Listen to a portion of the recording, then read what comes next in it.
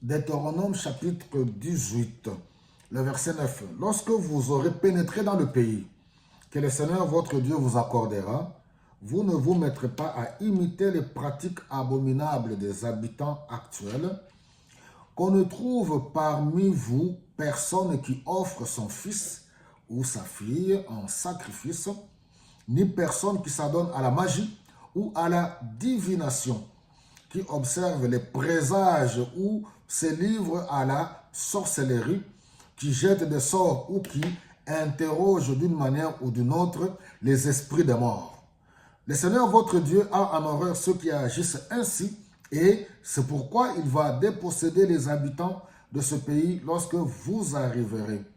Pour vous, conduisez-vous de manière irréprochable à l'égard du Seigneur votre Dieu. Que le peuple que vous allez déposséder écoute les conseils de ceux qui pratiquent la magie ou la divination. Le Seigneur votre Dieu vous interdit d'agir ainsi. Il vous enverra un prophète comme moi, Moïse, qui sera un membre de vous, de votre peuple. Vous écouterez ce qu'il vous dira. Nous avons commencé à parler sur que le prophète dans l'Ancien Testament, c'était un porte-parole de Dieu. Ce n'était pas quelqu'un qui parlait de lui-même. Ce n'est pas un magicien. Là, c'est Moïse qui s'adresse, parce que Deutéronome, c'est le rappel de la loi.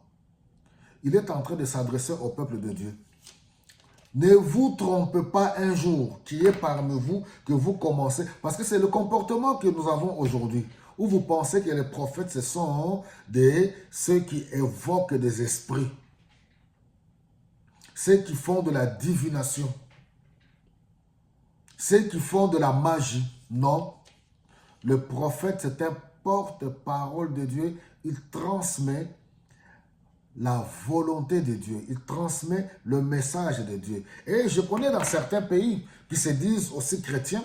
Tu es chrétien, tu pries, soi-disant chrétien, mais en même temps, vous combinez. Vous évoquez les esprits, vous consultez les féticheurs, vous consultez les marabouts. Non. Et la preuve en est là.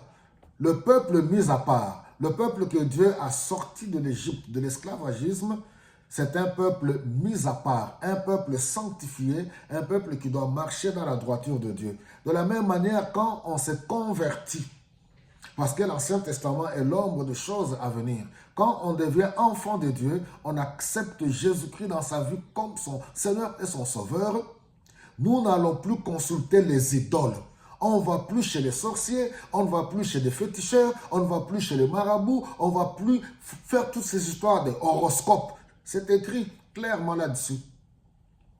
Pour consulter, lire les astres, pour consulter son avenir. Nous avons le Saint-Esprit qui nous guide pas à pas. Si l'Esprit veut se révéler à nous d'une manière ou d'une autre pour réellement nous dire ce qui viendra dans le futur, Dieu est capable de le faire. Donc c'est très important, mais bien aimé, de comprendre que le prophète, Moïse, ainsi que comme tous les autres, comme on le verra dans la suite des temps, c'était tous des porte-parole de Dieu. Ils parlent de la part de Dieu qui a créé les cieux et la terre, et ce Dieu-là est saint. Il ne faut pas aller vers les idoles. Donc, que le Seigneur nous aide. Le message de Dieu est clair. On ne consulte pas les morts. On ne prie pas les morts. On n'invoque pas les morts. Parce que le Dieu qui a créé les cieux et la terre, il est le Dieu vivant, le Dieu tout-puissant et le Dieu des vivants. Que Dieu vous bénisse abondamment.